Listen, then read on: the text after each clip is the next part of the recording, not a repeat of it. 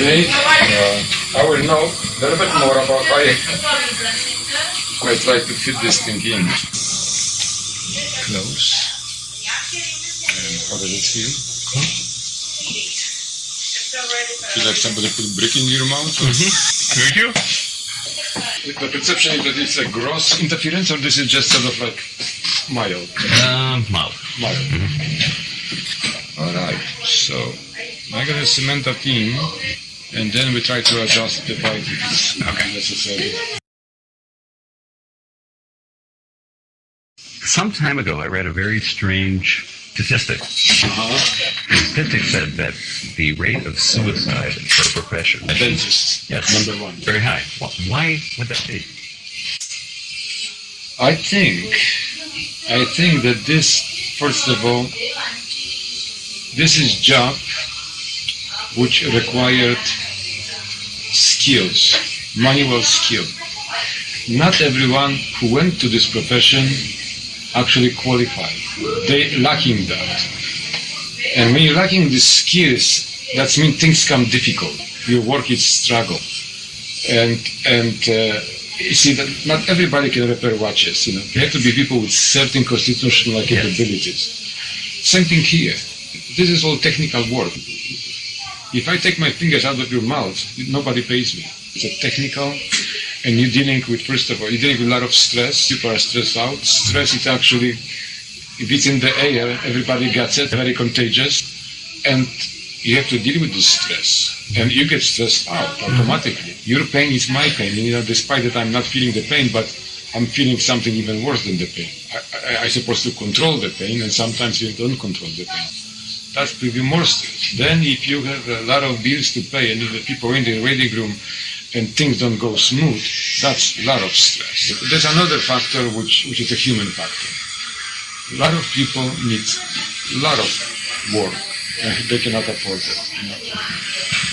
That's stress to me, because I'm perfectionist, and I see something I would love to fix it to make it last. And here, because of the money, I cannot do it. This is frustration. Sometimes I do much more than I should, but it doesn't go well with the business, because the time, everything is money. So yes, ideal world will be different, but we don't have ideal world. We have a world which is very unjust. The injustice is built into the system. It's built in. It's always been. There was no system which men created which can end itself. So whoever tries something, it's not going to work in the long run. Okay. So, well, then obviously that's the reason. My friend, another dentist, he was making millions on Medicare. But the only thing he did, he pulled the teeth out. I'm going to give you Hollywood smile, make a dentist. And he collected $2,500 on each patient, on Medicare patient. That's one way to do it. But I wouldn't want to live with that conscience. No, I would not. And it's finally catch up with him, because these people, he took advantage of the influx of the Russian Jews. And one of the ladies with my patients, she worked for Sinai. And she said, André, you wouldn't believe it. I mean, we have all these old people, they all came with Medicare, and he spoke Russian. So all these people come to him. He was busy. Just boom, boom, boom. Sometimes when he go to Europe vacation, I went there for a day or two to take care of emergency things. And sometimes I saw people which are approved for dentures. I'm looking at the guy like you, healthy. But I said, why do you accepting this treatment? Oh, the doctor says Hitler but crooked, very beautiful smile. And I said to him, you know what, honestly, if I be you, I would think 3 times about doing that, because your teeth are sound, and now you become toothless being 22 years old. I mean, and there's one very nice lady, a beautiful woman, nice teeth. And she's again being sold of this beautiful Hollywood dentures. And she is scheduled, and I'm supposed to do that. I said, look, I'm sorry. You wait for the doctor when he comes back. I will not do that. I cannot do it. And also, I like you very much as a person, and I give you my personal advice. Don't go for it. Don't go for it. You're much better off with what you have. And next year I am there, and she comes with this dentures already, and she says, my God, if I listen to you, if I will listen to you, and now all these things hurt, I cannot eat, I can do nothing. I said, well, it's too late now, it's done. It's done. So eventually, it took 4 years for these people to realize what he was doing. And then they bought contract from Russian mafia to kill him. That's how far it went.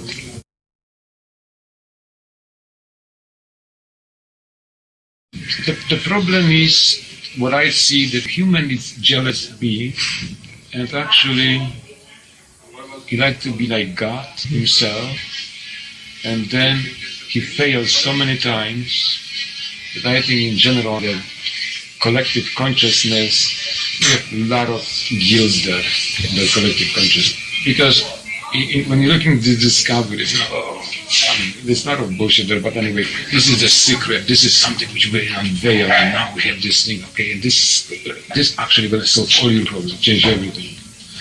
Well, it won't. It never does. It never do anything.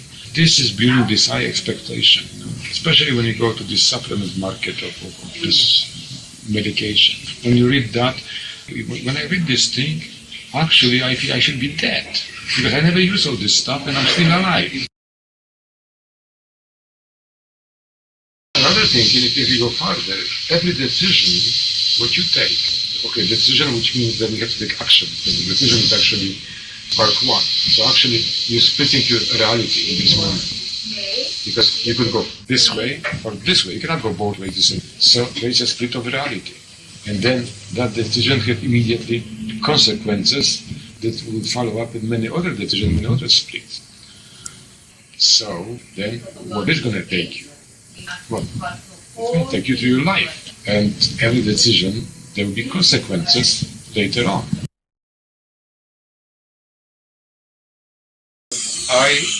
Contrary to everything what's happening around, I know that if I answer one question, I have immediately 4 more questions will just arrive. And this is multiplying against you. Because if it's 4 and then you answer another 4, this unfortunately will get a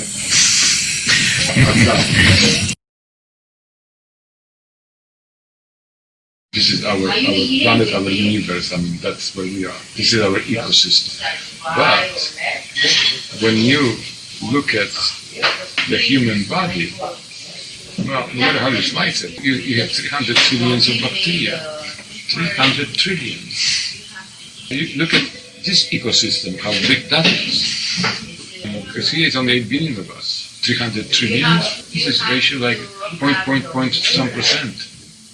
So you are much bigger than the bacteria. And also if you take size, I want to compare the size of the human body and the size of us in relation to the planet size. Taking the size of the human, the size of the planet, taking the size of the bacteria, the size of the human body, how this thing relate. And because it's much more of them there, I guess that ecosystem has to be well functional.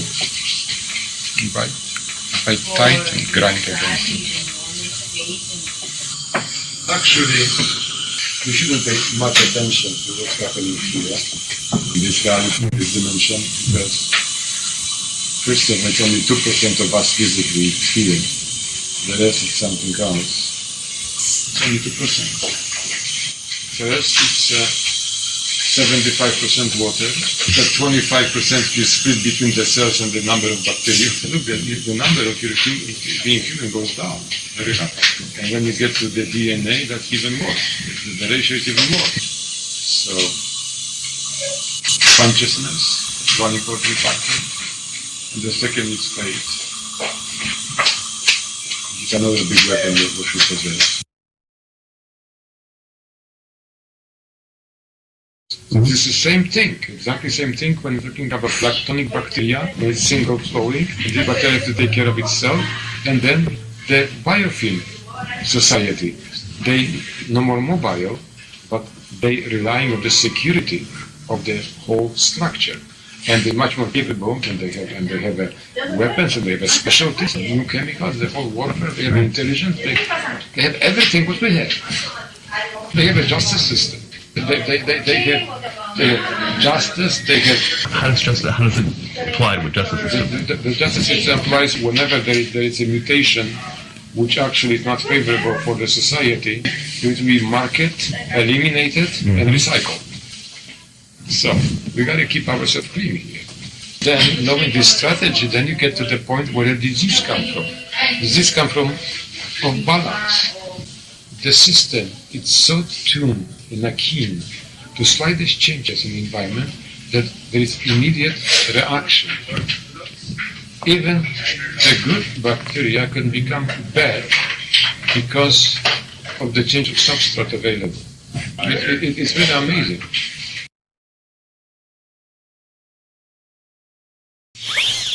I am capable to write a book which will have maybe 1,200 pages on the subject. If I will cover everything, and I won't cover everything, to describe what will happen. And I can give you a hint, when you can start with mechanics. Then you can go to structure, to muscle, to vibration of air.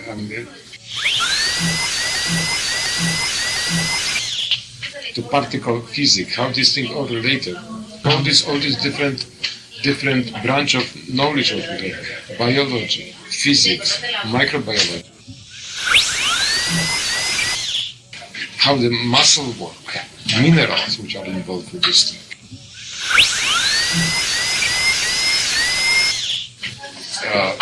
The fiber structure.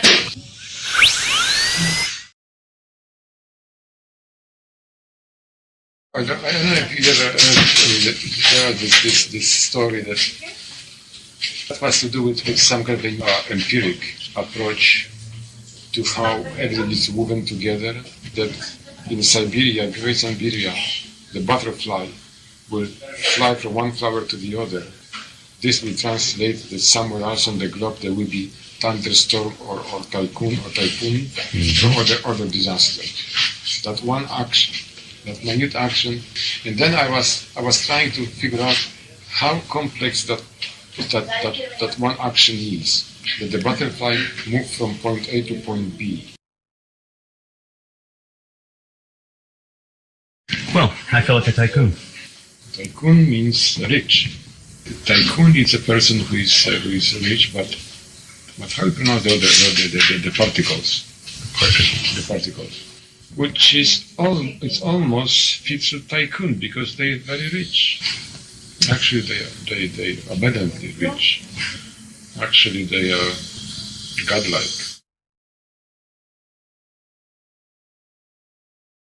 When you first told me about your out-of-body experience, once you realized you could see everything, you had this sense of connectedness to everything. And you have access to knowledge. You don't struggle. You like a computer. You trigger something and it's there. And I think you used the word tycoon. Well, yes, absolutely. And that actually puts you, well, if you know that, the possibilities are endless. You can build ideal worlds, which, first of all, you have to design ideal being. Because I think that in the physical aspect, we're actually experiencing the hell part of the experience. This is not heavenly at all.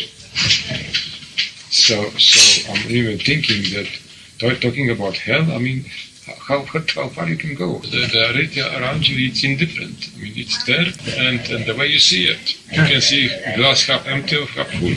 That will affect everything. And the other aspect is that we are the center of the universe, each one of us is, because that's the only way you can be. Because how else? But this is natural human tendency. First thing to look, first thing to blame. That's the same thing. First thing to blame, we look outside, and then it's very hard to accept blame for yourself. Wait a minute. Slow down with this thinking. That's called laziness. So called delegation of responsibility to someone else. Castaneda was having experiences that were challenging his understandings of the physical plane. Because basically, what he shows there is actually that decision making. Because there was a lot of temptation. The guy had a road. He was on the road, and this has come from the Indian tradition. Because the way you grow up, you have to go to this period of initiation to become, when the child become a man, and this is 2 years period. Definitely, you get a certain age, you pack your gear and you leave the tribe, and you're on your own for 2 years. So you have to learn how to survive, but also you have a lot of time to think about, yourself in relation to this reality. Like I like very much, this younger guy walking with this Indian, and when they picked the place to rest, it wasn't just you put your ass over it. No, it's carefully choosing that little energy vortex of place where that was the right place to do it. Power spot. Yeah, the power spot, and this is something which we lost. We used to know that this is actually because you are responsible for your life in the way. Here, we are not so much, because we have a police, this is delegated and distributed to the society. So that's why we are much more comfortable, much more protected. But this guy is constantly exposed to Jews. So that requires totally different skills. Did you ever come across guys from Mexico called Jodorowsky's family? Yes. The whole family, there's I think 2 or 3 brothers, and they're all in filmmaking, they're all directors. Did you ever see El Topo? Yes. When I see that, I was a young man. I was maybe in mid-20s. What did you make of it? One thing when I made of it is I was the only person left in the theater. That sounds about right. Everybody left. And I just couldn't realize why did they leave, because there was so much here which shows you about us, I saw reflection of human nature in that movie.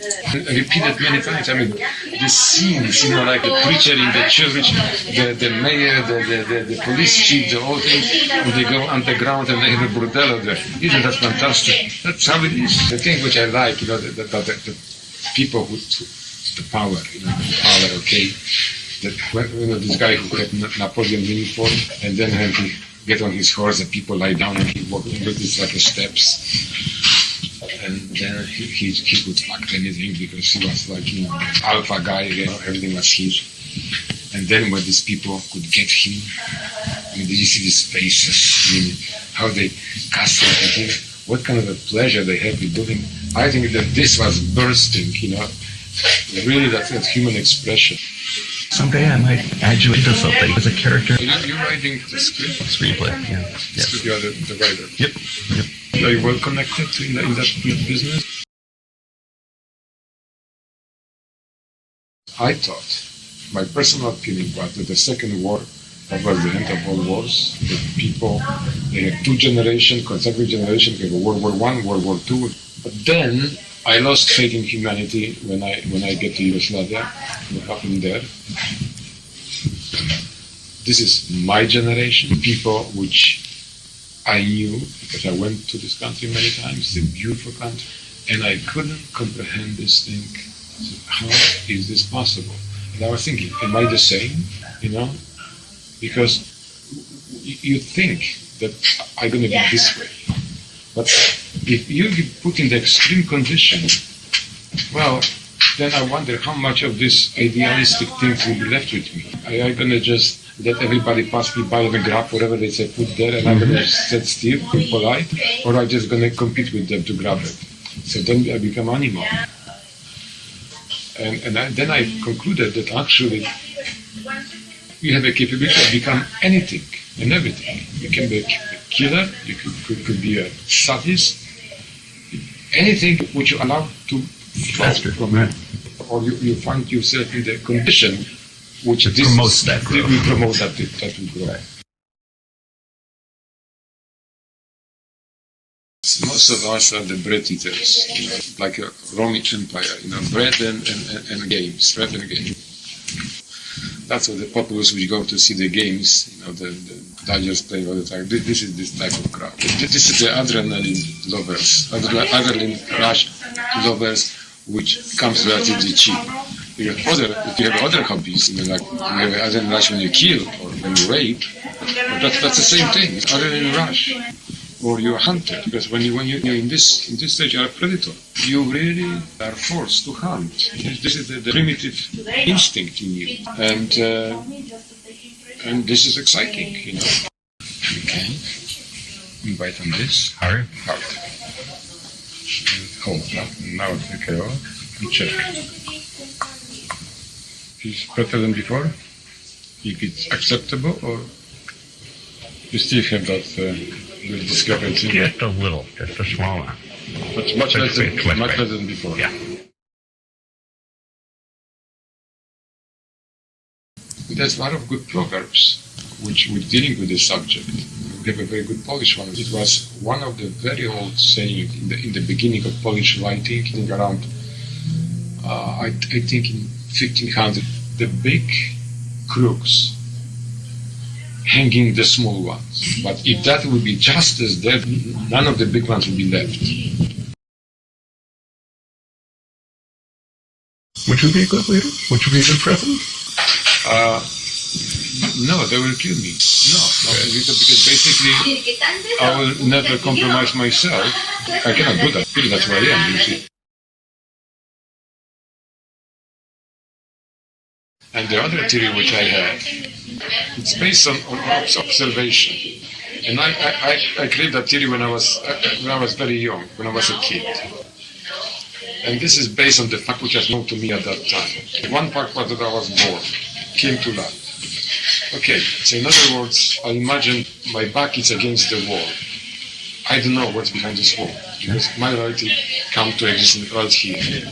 And now, in the straight line, I'm going to my death. And at the end of that journey, there's another wall, which I don't know what's behind. I can actually start, create theories what that might be. So the only thing available to me is actually two walls. And if I extend this wall to infinity, eventually, because there's no straight lines in the universe, this will become like a ring.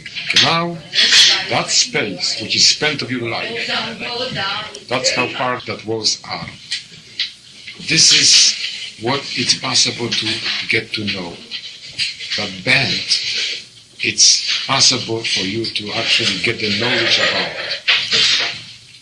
You cannot get the direct knowledge from behind and forward. So I call this the triangle of learning, which could be alpha, which have so many degrees. So now, mathematically, this is going towards 180 degrees. So when you got to that point, you cover the whole thing. So over there, it's also hidden the life and death. If you cover this completely, you discover the death, and you can get the control of it. Once you get that, you can push the walls apart. So instead of being bent, you can create a sphere. And the sphere is a completeness. Okay, so now, either you can transmit this to the generations, as long as they don't destroy themselves, they can actually keep pushing that wall, because once they cover everything what is now to here, now they can push it. Individually, no, but collectively, yes. Of the humanity, to individual, no, because it's too short. So individual will only end up with some kind of a angle there, maybe 5 degrees, 7, 10, and it depends. Collective have a chance to expand much more from that field which is available. It is available knowledge. That's what you can acquire. That's what is in your hand. But eventually, somewhere we're going to stumble that we can extend our lifetime. And when it's in our lifetime, we start pushing the world. I must say, I've not had the types of discussions that I've had with anyone recently, let alone my dentist. My conclusion is that all the suffering on this planet is man-made. All of it, including diseases, everything is man-made, because men try to think that he's God. And whatever the man does, it always turns bad. Goes and speak of